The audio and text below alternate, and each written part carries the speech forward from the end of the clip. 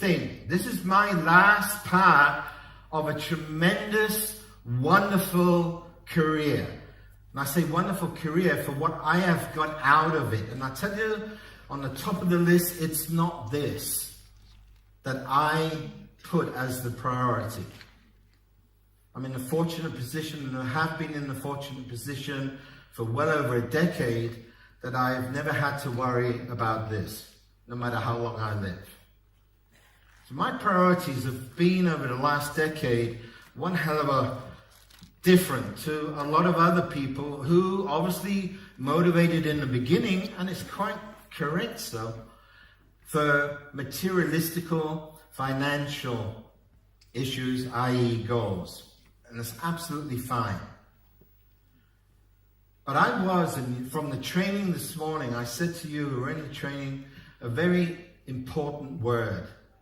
And that's responsibility. And this may sound very great and melodramatic and, oh, what a great guy, you know? But at the top of the motivation of doing what we did was for the members. And making sure that the members were going out of a good situation into a better situation. And I can tell you, members of the press, that our company was 100% legal, and the only pyramids you really know about are the pyramids that are just outside of Cairo in the desert.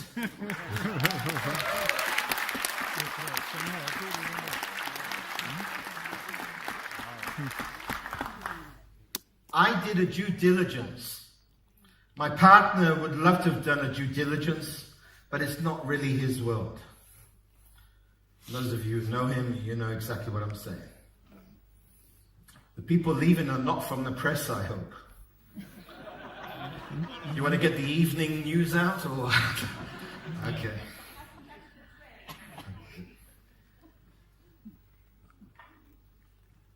I lost track, of course. My partner, okay? So it was down to me to do the due diligence. And I tell you, when we talk about due diligence, there are no guarantees. You can only do your best. What I'm trying to get across, though, is a certain degree of experience that I have. An experience that I have when it comes to legalities of our industry. I'll get to cryptocurrency and OneCoin in a minute. Summer 2015, we were considering creating our own cryptocurrency because we also had a social media platform with over 9 million members, which you heard in the video. And it was obvious for us, even though we had our own online currency, digital currency, yes, of course, right? Is to create our own cryptocurrency moving forward. So I started, and I know my partner did as well, but really started to look into cryptocurrencies and this and that. But I started looking into Dr. Ruja. And I started looking into that company. And I actually know the law firm in North Germany who did their original legal opinion. I spent quite a large part of my life over the last decades in Germany. But I also had my own network of law firms. And in that year, I asked the various law firms that I've been working with for years and years, relating to MLM and its legalities of its business model from one company to the other, I asked them to start looking. Cut a long story short, we joined.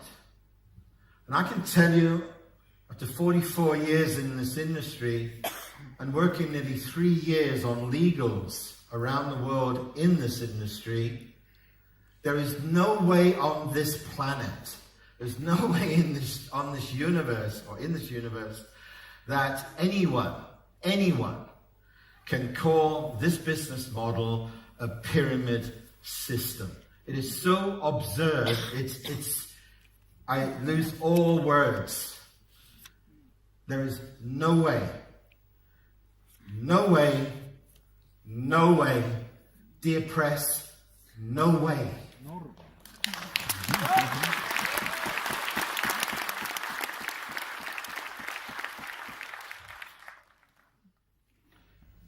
And we heard a lot from Ken about your Googles and your bloggers and one to another. And I say, unfortunately, for a large percentage of the population in the world, that Google has become the new Bible or the Quran or depending on your religion. Oh, I read it in the Bible. I'm very fortunate. I don't like the internet. I don't like the internet. I'm a major owner of a social media platform. I don't like social media platforms. I don't like them. I'm that generation. In fact, I think internet hasn't done network marketing that much good. That's my own personal feelings, thinking. Because some people think, I can send out 1,000 emails to 1,000 people, and they're all going to say, hey, great, I'm in, Networks are always about the relationship. There are a lot of advantages with the internet, also for the network marketing industry.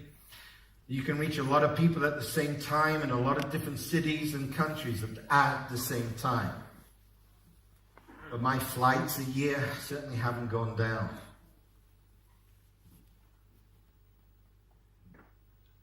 We did our due diligence and we started. And one of the things that was important for me is a question I asked Dr. Ruja before we actually did that. And I asked her for permission to get legal opinions on the business model, OneLife. For me to go out and get officially the legal opinions. And I also said to her, if I do that, you pay the law firms. You pay them. And I wanted to know how confident she was. Here's someone that she doesn't really know, spouting off and making such a request before they actually started. And there was a test. Can I go and do the legal opinions? And I pick the law firm and you pay the bill.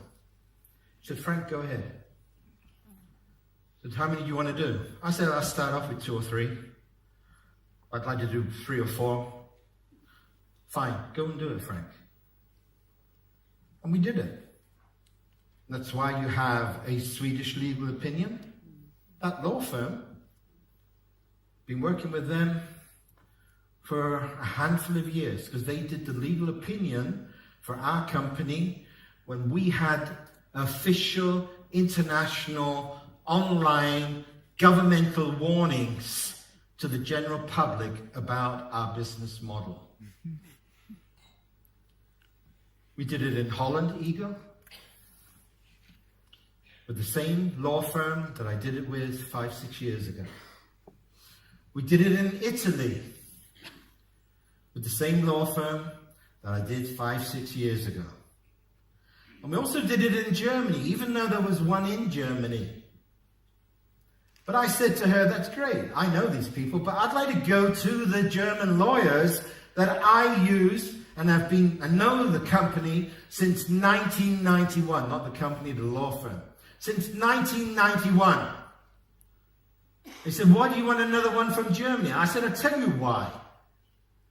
Because the gentleman, Jost Seiters, press, Jost Seiters, Munich, unfortunately he's in heaven at the moment. But Jost Seiters was the lawyer working for the state back in 1980, please, I'm not exactly sure of the year, 83, 84, when we had the legal regulations in Germany, one of the toughest regulated countries in Europe, no matter what we're talking about. I mean, you need a license to breathe in Germany. You have to apply, okay? I shouldn't say that. I'm very grateful for Germany as well. Actually, I become an official resident on the 14th of February. I will be an official resident in Germany, in Graven. Postcode is 48268. Dear press, you know where to find me.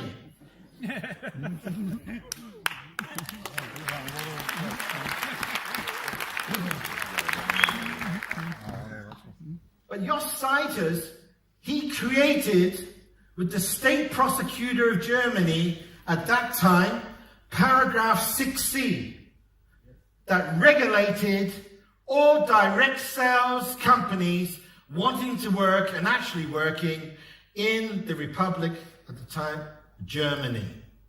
And she said, go ahead, Frank. Go and do it. That's why we now have Italy, we have Germany, and we have Holland, and we have Sweden. Some people say, well, can we do it for Finland? Can we do it for Austria? Can we go and do it for Belgium? Yes, we could, but what point? Because in Google, oh, well, I read in Google, oh, it's a scam, it's a pyramid. And then you say, well, who wrote that? Oh, it's anonymous. Yeah. Well, there's a legal opinion, and on the legal opinion, they're actually using their letterhead. There's a letterhead. Dr. Norbert Olisch, Munich, associated with the DSA, with his email address, with his phone of his Kanzlei. Yeah, but this anonymous person here in Google, I said, hello? It doesn't matter anymore. It doesn't matter if we had 50 legal opinions. If people want to read Google and live their lives, because what in Google is, they might as well go out and shoot themselves anyway. As Ken there had a statistic that blew me away. 155 million blogs? Is life a scam? And you're worried about OneLife? Hey! Actually, it's ironic, isn't it? The name of our company. OneLife, guys. OneLife. But life is a scam! 155 million blogs saying to you, life is a scam. Your one life is a scam. We only have one life. Well, in the Buddha, we don't, all right? I could get so worked up on this whole issue. We took on the responsibility, and believe me, I had sleepless nights. Are you doing the right thing? We just had the best month in 3 years of our company. Are you doing the right thing? It's been 363 days. And I haven't regretted 1 minute. 1 minute of that decision.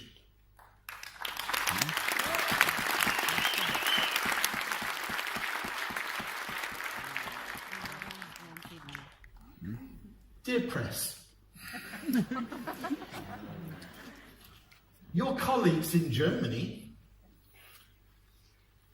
this is a German daily newspaper, all right? I need to frame this actually because this is so brilliant. And if I had paid for this, I couldn't have done it better.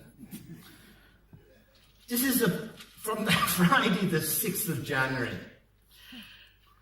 And it's just strange, maybe an ironic coincidence. There's a report here about what happened with Bitcoin last week. I mean, they write about the facts, it's very volatile. That is a risk.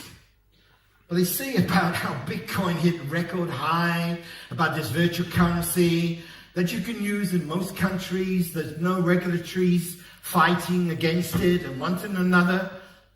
And of course they don't fight it. But you know why they don't fight it? They don't know who to present the fight to. Where are they going to deliver the court order? I mean, there's no one saying, well, I started Bitcoin. Here's our offices. Here's our staff. Here I am. So they talk about Bitcoin and pretty good and one thing and another and the future of crypto. I mean, I'm not going to go into that. We know about our crypto situation around the world. And right next to it, there's an article about this little bank called the Deutsche Bank. D-E-U-T-S-C-H-E, dear press. Deutsche Bank. And it says there that the Deutsche Bank has just paid another 3.5 billion euros to settle a legal issue that they had on top of the 4.5 billion that they paid of their involvement with the criminal activities of fixing the currency pricing in the Libor. Do that. And then it says there are still black clouds hanging over the Deutsche Bank.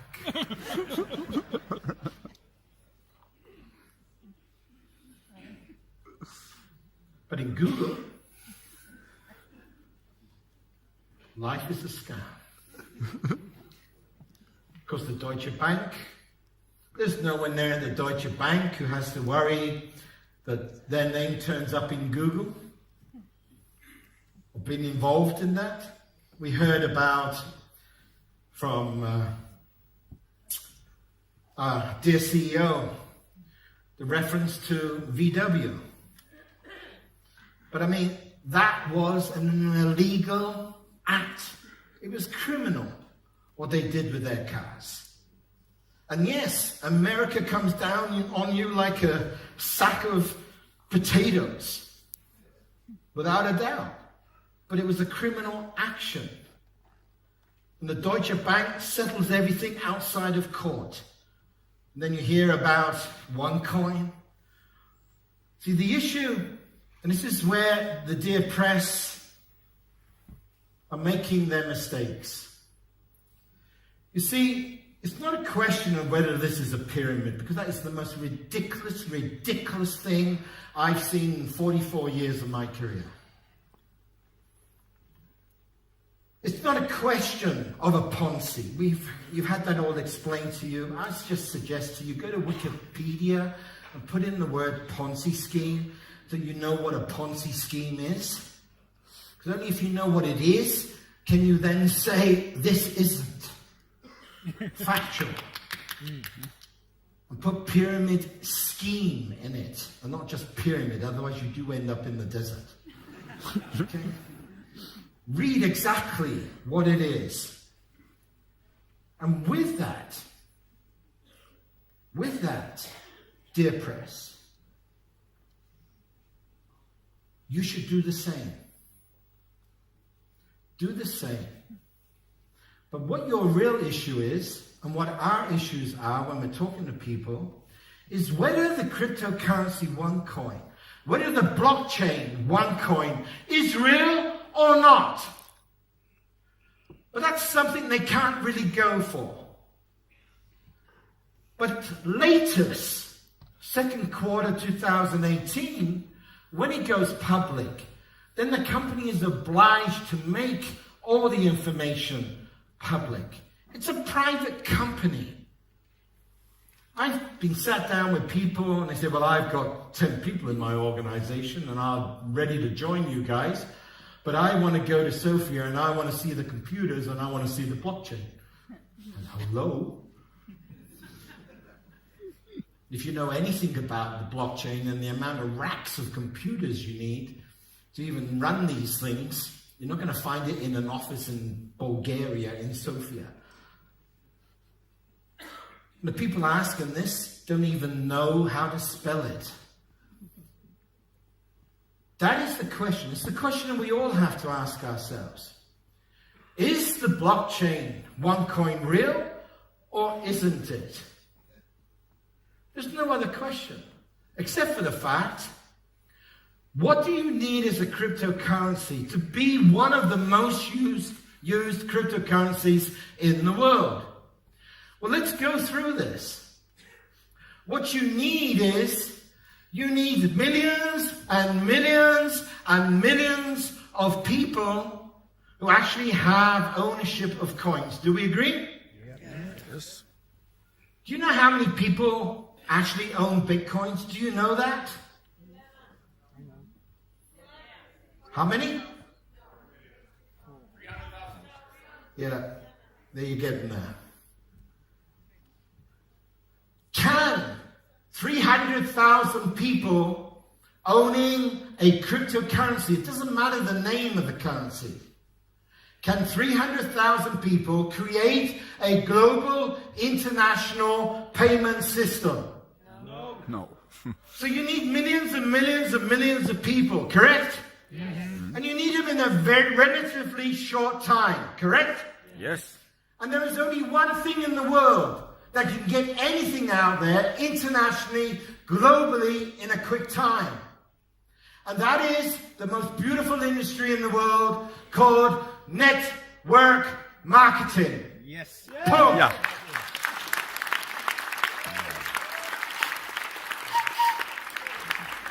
And it doesn't matter whether you're selling shoe cream, wonder pills, or whatever.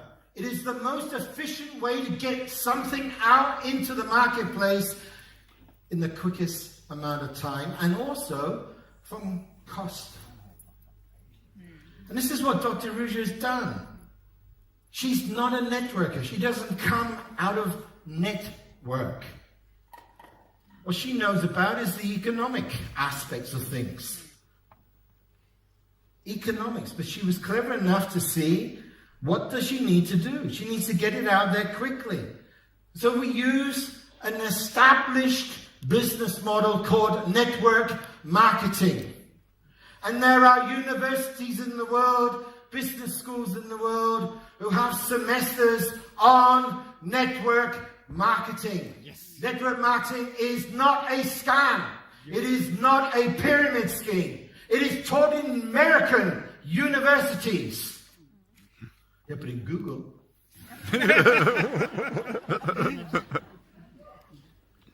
We need to get that very, very clear. For me, it's amazing when I travel the world and I see networkers, and I love every one of you. It's my family. But there's people who have doubts whether or not there's a real blockchain, and they have doubts whether or not our business model is legal or not. How the hell can you go with that confidence to your friends, to your family, and offer them this opportunity? You can't. You've got to have the three beliefs. And you've got to have the belief that network marketing is a very, very serious industry. Are there black sheep in the industry? Yes. But of course in banking there are none.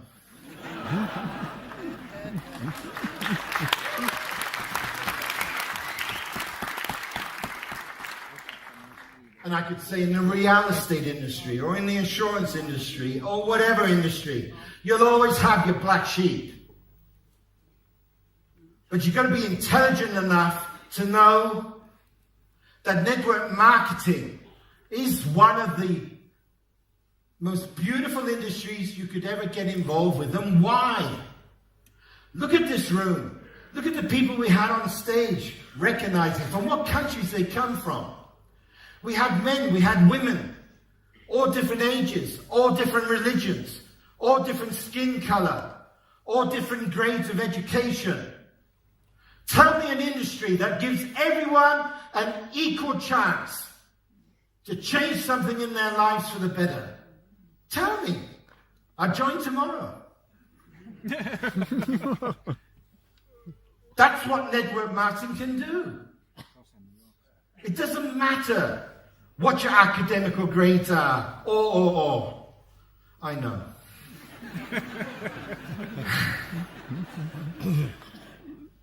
You've got to believe in the industry. Number two, you've got to believe in the product. Dear press,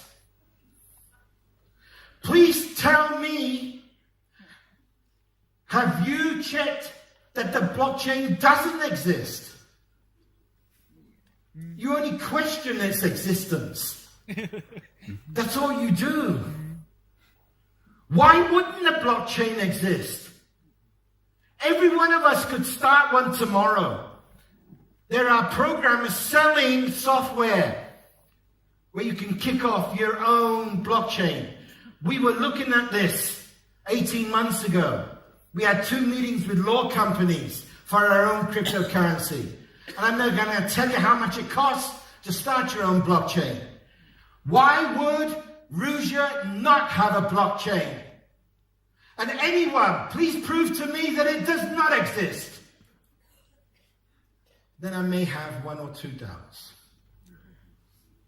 You've got to believe in that. And it's not just about the cryptocurrency. There's going to be a lot of other products and things in the opportunity. And the third thing you've heard in different ways today, and I'm going to finish with this, you've got to believe in yourselves. You've got to start believing in yourselves. Without those 3 beliefs, that you can do this, nothing will happen. You cannot wake up in the morning with doubt. And what you have to realize for the belief in yourself is the following thing in human nature. When you talk to 10 people, 9 people are going to say no. But you need to realize this, and this is the best thing to go to bed with. Or not quite.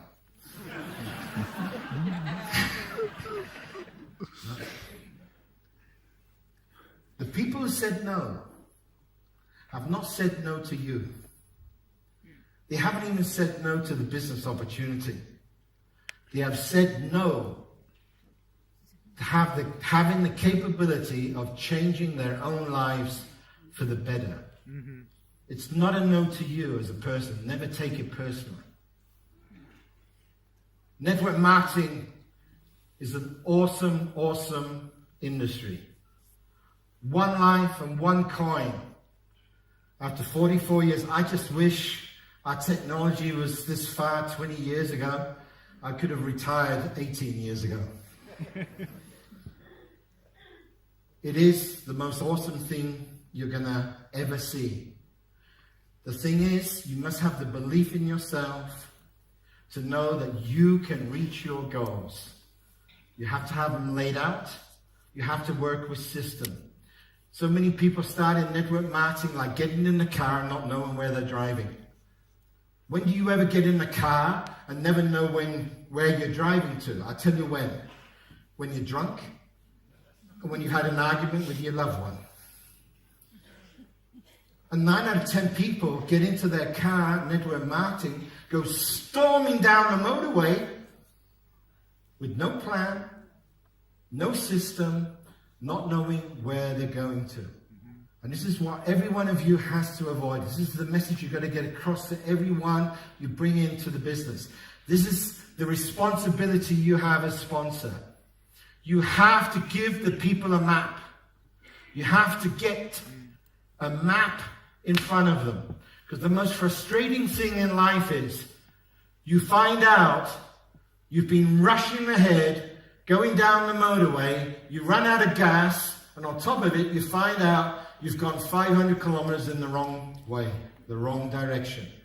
And the problem in network marketing is that people aren't far enough with their self-motivation and their self-beliefs to get money to fill the tank again and have all the energy to drive back to where they started. And as Igor said, going down the right road. Make sure that you get your people to these events. Make sure that you promote the events. Make sure you promote the online webinars. Make sure you promote every training. And as I said this morning, it's not the cost of the book. It's not the cost of getting to the training. It's the possible cost, the loss, by not getting that book and by not attending that training.